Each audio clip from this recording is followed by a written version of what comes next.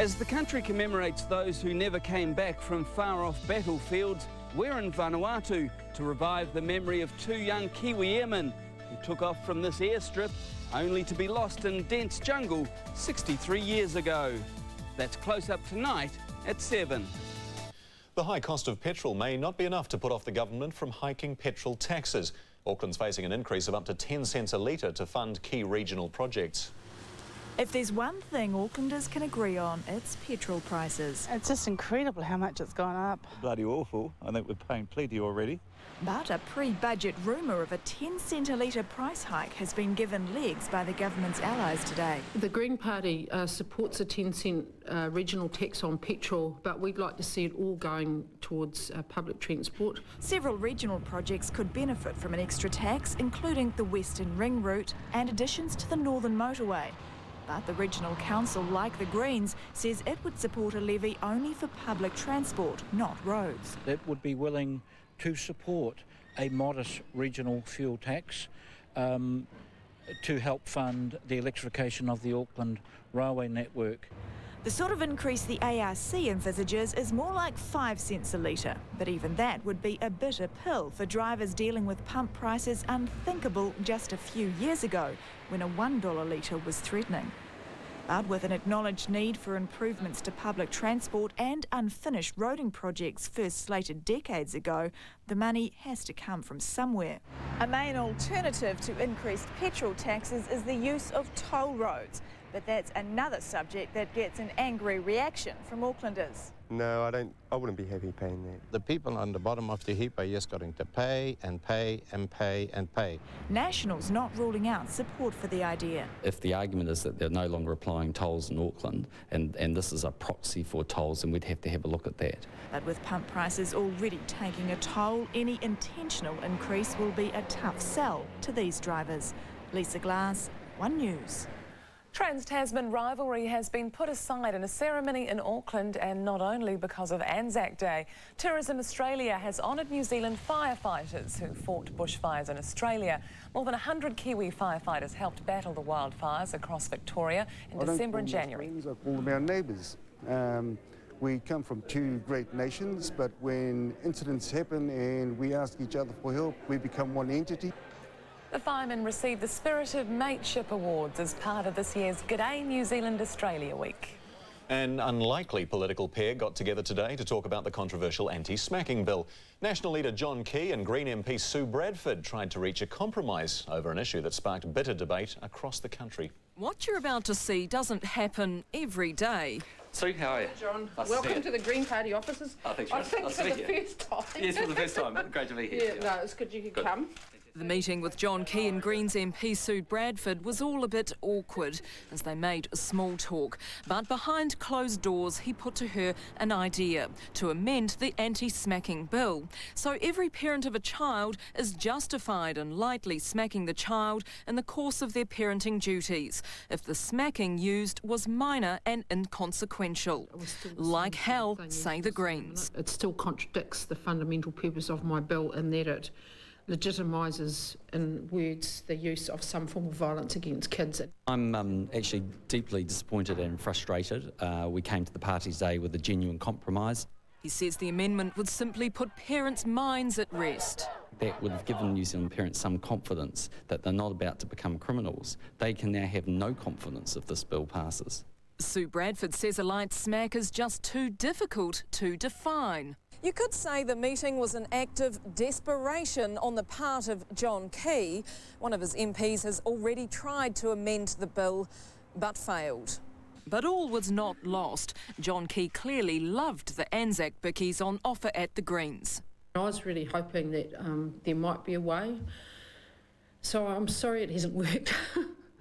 And he vows his party will get stuck into the smacking debate again in the House next week. Hannah Hodson, One News. A World War II Navy hero who grew up in Port Chalmers has been honoured by the Otago town. A hilltop lane now bears the name of Campbell Buchanan, who was fatally wounded during the sinking of a Japanese submarine at Guadalcanal. The attack led to the discovery of vital Japanese code books aboard the sub. What he did changed the course of the war.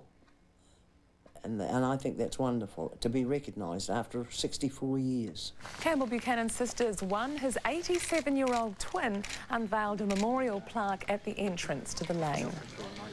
Today is, of course, the biggest day of the year for RSAs around the country, but many are closing as veterans pass on.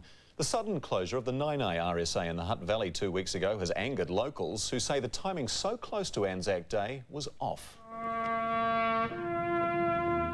Flags raised to mark Anzac Day, but the colours weren't flying at the Nainai RSA in the Hutt Valley this morning. It's a sign of the times. Like many clubs around the country, it's the last post for Nainai. The club closed its doors a fortnight ago. Today I just wanted to come here, even though it is closed, to remember not only my dad, but also everybody else that served for us. Some defiant club members claim the sudden shutdown just before Anzac Day is a disgrace. To be shut out of our own club is not good at all. We have no say. No one's got a say. Committee members rallied and the local Workingmen's Club offered to foot the bill for a final Anzac bash. They wanted to give a last post to the old people. That's what I want. But the RSA shut down the plan. Instead, it posted notices promising members bus rides to other RSAs to commemorate Anzac Day. But empty buses this morning show people didn't jump on board with the idea. Half of them won't live till next year again, and this is the only time they have, is Anzac Day, to get together, and they've taken that away from them.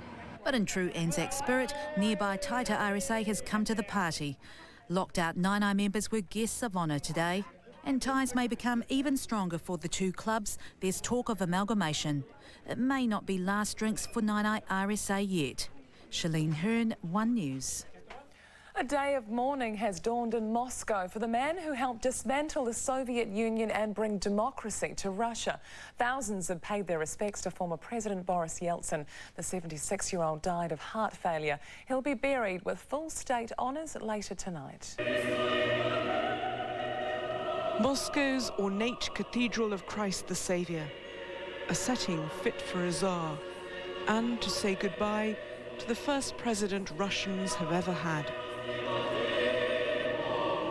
Whatever they thought of him in life, his death marks the passing of an era, and thousands of them wanted to pay their respects.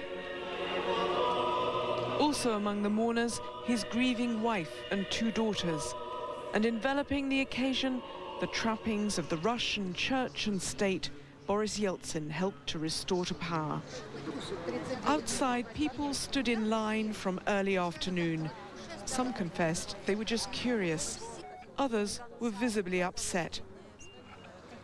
Muscovites who remember Boris Yeltsin from his early days, before the disappointment set in, when he was still a political superstar. Natalia Volkova remembers the rocketing prices that meant she could barely afford a bar of soap. I voted for him because he got rid of communism, she said. Stanislav Vasilyev runs his own translation business and owns his own flat, all due to Yeltsin's reforms, he says.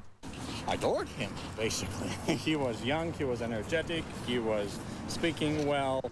As dusk fell, the tributes from mourners hadn't abated. Defining Boris Yeltsin's place in history will come later. For now, Russia is simply saying farewell.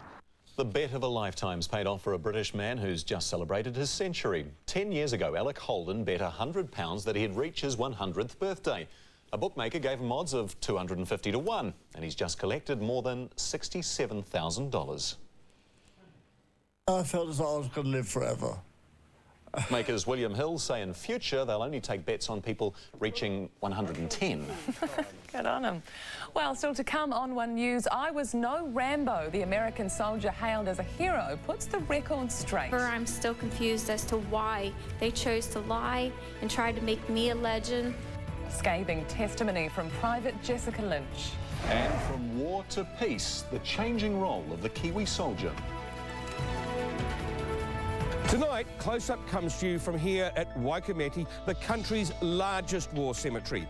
And we have stories for you from around the world, including the guardians of the Gallipoli graves, the Turks who tanned the Anzacs' final resting places, and the four-legged friends who went to war and never came back. 7 o'clock on One. The book was for my cousin Travis. He died and was buried on my 11th birthday. Which is why you called it The saddest birthday ever. Hey, this is Fair Go. You know what happened. Fair Go. Tonight, TV1.